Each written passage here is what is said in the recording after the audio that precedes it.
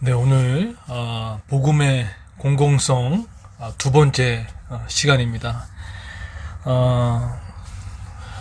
지난주 우리 어떤 성남의 한 모 교회에 입에 분무기를 뿌리고 소독하는 일로 인하여서 한국 교회가 참 잘하고 있다가 많이 욕을 먹는 이런 사태를 겪고 있습니다. 정말 조마조마했거든요. 혹시나 교회 중에 또 그렇게 했을 경우에 집중 타겟이 돼서 하나님의 이름이 누가 되고 믿는 자들이 다 똑같다라는 그 얘기를 들으면 어떡할까. 사실 이런 것은 단순한 한 교회의 문제로 끝나지 않고 많은 사람들의 인식 속에 기독교가 이기적이다, 기독교가 사회적 정책을 따르지 않는다, 기독교가 정말 자기만 생각한다, 사실 이런 인식을 하루아침에 주는 엄청난 일이거든요. 참 우려했던 그 일들이 일어나서 얼마나 마음이 사실은 좀 안타깝습니다.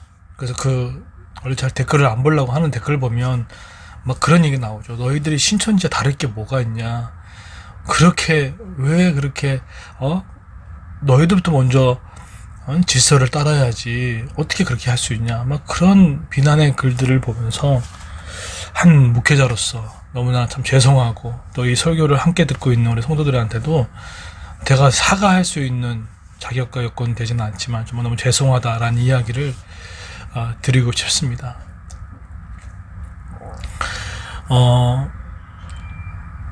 속히 이 문제가 해결돼서 다시금 기독교의 이미지와 기독교의 어떤 그런 형편들이 나아지기를 소망합니다.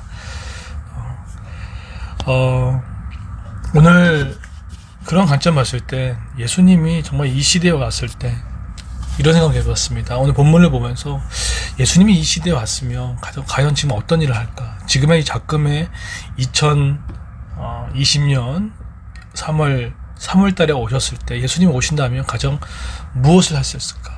지금 우리 한국 사회, 전 세계에 이렇게 코로나 사태로 인해 있을 때 예수님은 뭘 할 수 있었을까? 라는 생각들을 좀 해보게 됩니다. 근데 오셔서 예수님도 그 당시 때 그 사역을 그대로 방법을 똑같이 사용하지는 않았을 거예요. 그리고 두 번째로, 그러나 그의 중심의 가치가 어디인지를 틀림없이 보고 일관된 예수님의 행동을 보게 됩니다. 오늘 본문에 보십시오. 오늘 마가복음은 때가 찼다, 하나님 나라 가까웠다 라는 말씀을 하고 나서 예수님의 행보를 보시게 되면 결코 어떤 성전에 또 어떤 교리적이에 묶여 있지 않고 그걸 기초로 하여서 어떻게 합니까? 나아갔습니다. 어쩌면 왕이신 하나님의 아들 예수 그리스도께서 어떻게 하십니까? 나아가셨다는 거예요. 어디 나가십니까? 가난한 자, 어려움을 당한 자에게 나갔다는 거죠. 오늘 본문에도 보시면 오늘 24절에 보시게 되면 두로 지방에 들어갑니다. 들어갔을 때 많은 사람들이 쫓아옵니다. 헬라인이고 수로보니게 족속.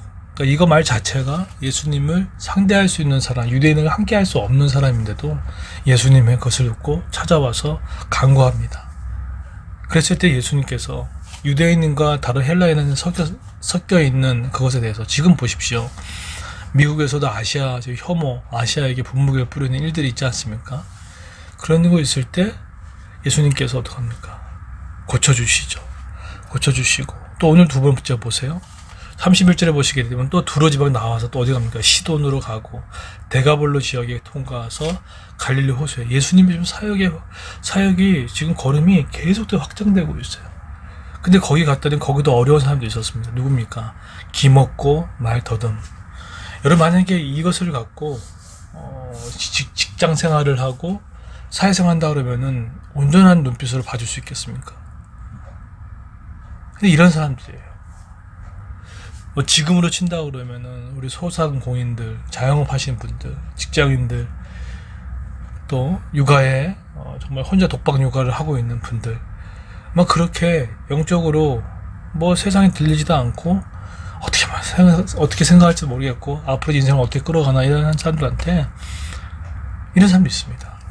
그런데 사람들이 그래도 마음에 어떤 게 었습니까? 이게 좀 중요한 포인트예요.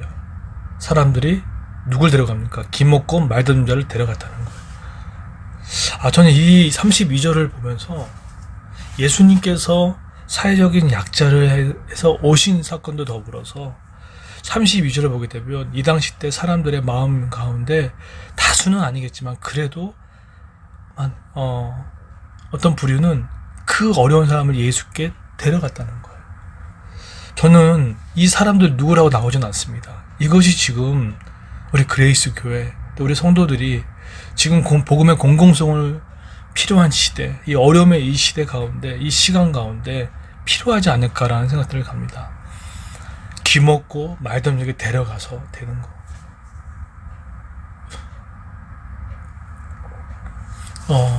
사람들을 예수께 데려가는 거. 저는 이 마음이 중요하다는 생각이 들어요.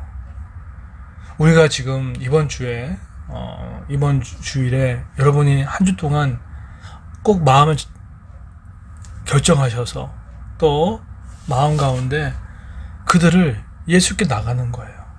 근데 지금 뭐 어떤 겁니까? 실제적으로 문제를 갖고 나가준 거거든요. 데려가 준 겁니다. 여러분이 이번 주일에 드려지는 이 헌금이 해화와 대구 땅에 있는, 대구에 있는 지역에 있는 목회자에게 도움이 되어주고 그렇게 나아가게 해주는 거예요. 제가 페북에 이제 글을 올리고 이렇게 하게 되면 많은 댓글들이 달려요. 그분들 중에는 뭐 장로님도 계시고 또 한 교회 장로님도 계시고 삼육교회 장로님도 계시고 막 그래요. 그리고 어떤 가수도 있고 또 사업하시는 분도 계시고 또 찬양 사역자도 계시고 다양한 분들이 계십니다. 목사님도 계시고 왜 좋아요라고 달았을까? 본인들과 상관이 없는 일이잖아. 제가 하고 있는 일이잖아요. 그런데 저는 그 좋아요라는 그런 표현들이 두 가지로 들렸어요. 내 대신 그것을 해줘서 감사합니다. 또 이것이 당신이 하는 일이 맞습니다. 라는 것에 대한 표현이라는 생각이 들어요. 저는 우리 그레이스 교회가 이 사람 되기를 원합니다. 기먹고 말 더듬는 자, 우리 주변에도 있습니다. 영적으로 눈이 어두운 자, 정말 물질적으로 어려운 자, 고통당하고 있는 자, 또 마음에 정말 짐이 큰 자. 제가 어저께 식사를 이제 하러 갔는데 그 바글바글하고 했던 그 식당이 사람이 없어요. 진짜 이게 피부적으로 느꼈더라고요.